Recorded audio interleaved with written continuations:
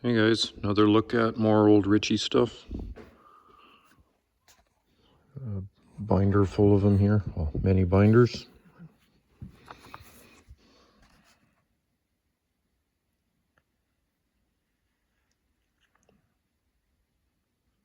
$1979 D7Fs. They weren't known to have the best, most durable transmissions. A lot of them were upgraded to get a G model transmission.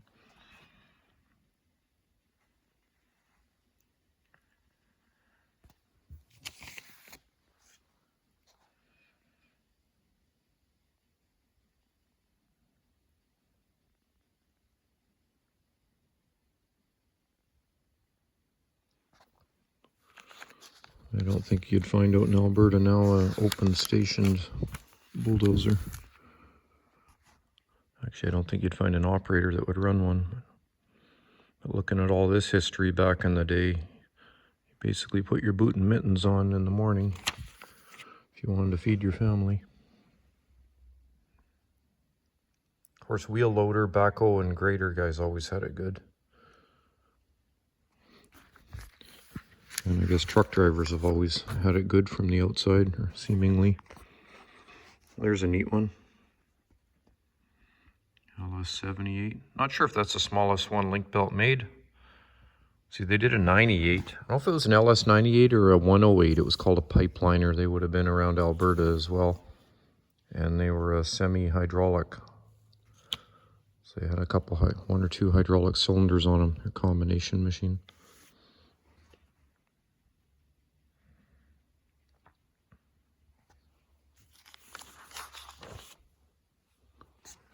Trucks.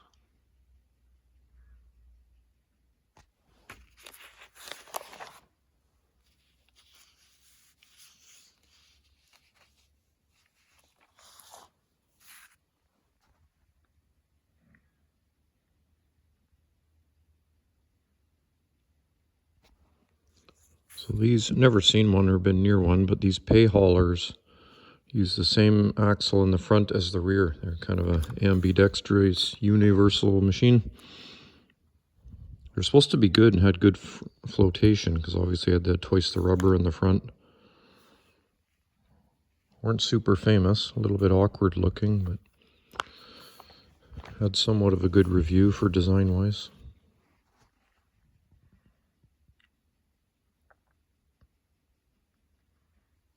$1976. Be getting right at the tail end of the pointy nosed with the levers, long levers.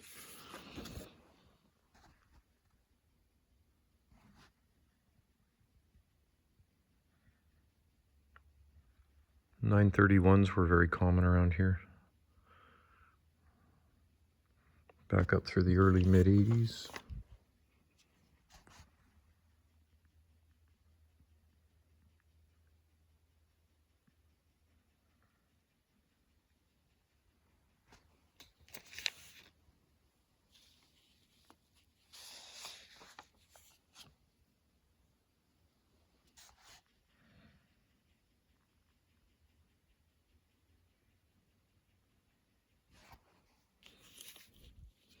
That man lift, that was probably back way before the days of needing annual inspections on cranes and high-ups.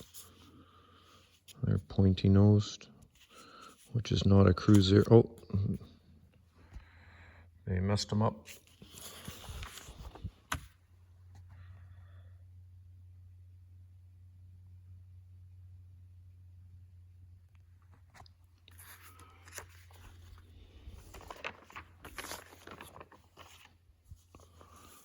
These are all Edmontons. I don't know if they're all itemized in here. I don't pre-go through them. There's still tons of them to do. A YouTube channel's running out of old iron, has been for years, but the literature part, you can keep that alive.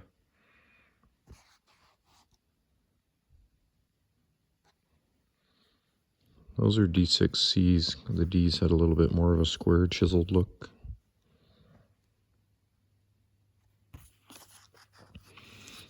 And a D8 any vintage always has a really good look.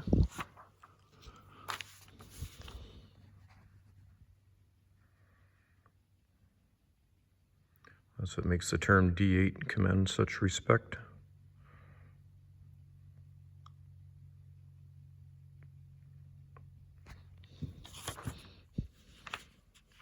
I've run D9H, D8K just a little bit, and D7F a lot, and D3C quite a bit. It's just something about this era, this generation of cats. I said it before. They're just captivating.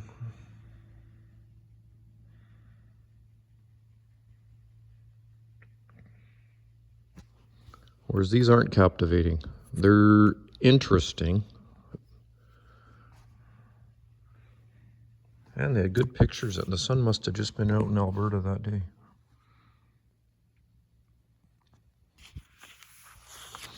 I grew up around this stuff too.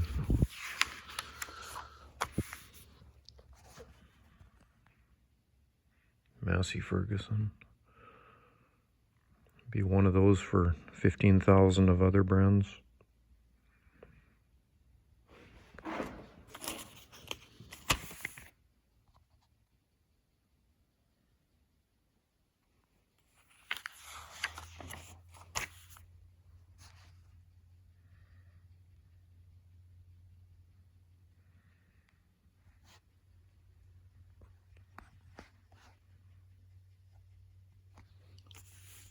$466. They had a really straight boom on them. Not sure if it was for sewer, for extra height for loading trucks and good depth, but more like a log loader boom. Hein Werner. Imagine the flack guys would have got for having the door closed and all buttoned up back then, 50 years ago, 40 years, 45 years ago. That has fairly wide tracks on it too. Looks like they're Lincoln pin. That'd be tough not having the lower door window. This one's a rare bird, a Hymac. There's no recollective information on that.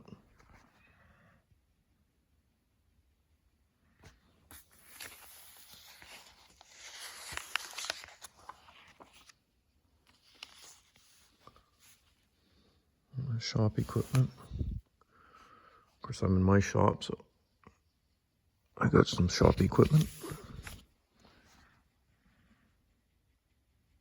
C Cab Mac chain drive. I did a video years ago and posted it a year or so ago of a login arch made out of Mac rear ends, and it had the chain drive sprocket still on it. That'd be an Athie. The front half of a scraper turned into the back half of a dump truck.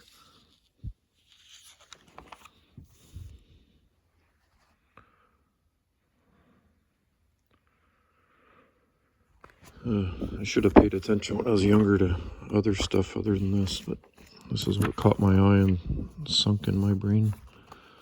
Should have been learning the stock market or investing or flipping land or houses, but never outgrew the sandbox.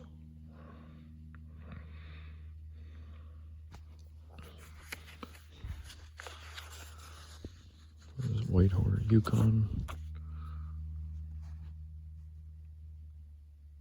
Oh, there's some good videos on that. Of course, you're into regional history when that wasn't the dispersal, was it? 1978? No, they went down way later than that.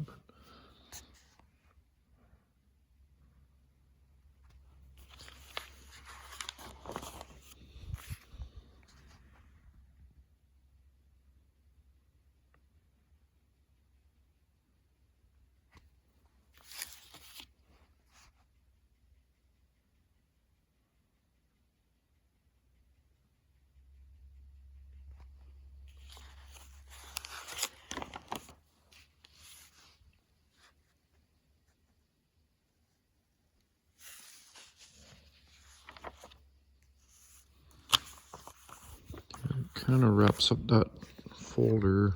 This is unrelated. I mean, it's not Ritchie's. These guys are still around. I deal with them. Heck, they've took me to Japan on corporate trips. So. Sure, we'll breeze through this. This is British Columbia. I don't know what year. This would have been used truck sales. Someone will find it nostalgic for the pricing and the models and the years.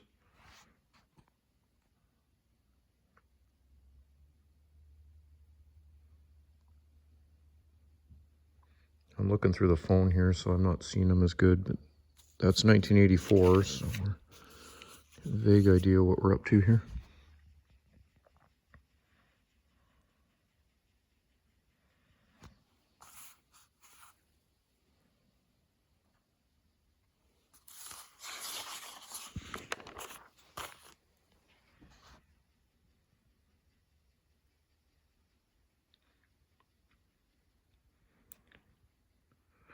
And good used tractors now, as they call them, like low bed, low boy trucks are hard to find. There's big demand for them, high prices.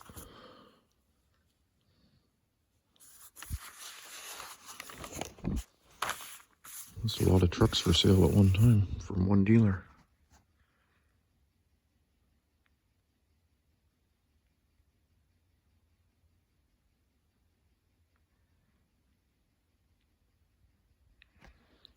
Classic City.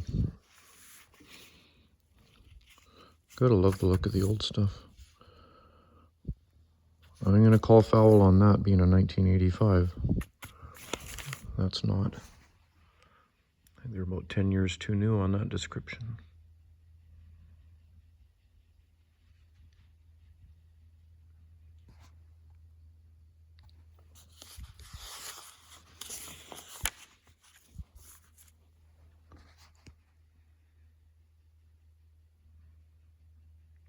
Well, the reason being for that comment, maybe I'm wrong, but I mean, I drove a model, we had 1980, they had the rounded lights. I thought by 84, if they called that an 85, wouldn't they have the rectangles then?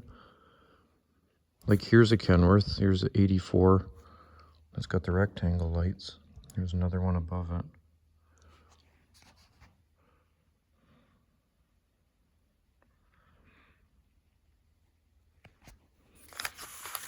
You can see how strange my upbringing or my growing up was in my teenage years, looking through all this kind of stuff there, finding faults or typos.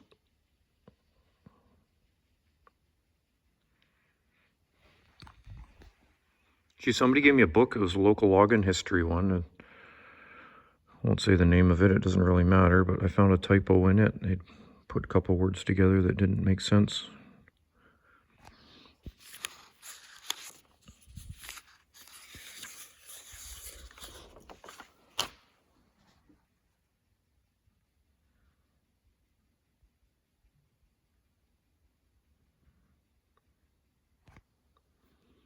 Those trucks were synonymous with that old TV show, the trucking one, BJ and the Bear.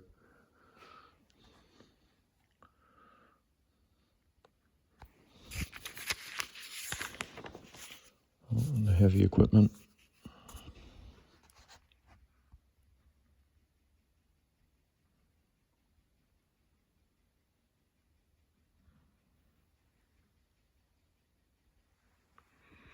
And there we go. All right, later.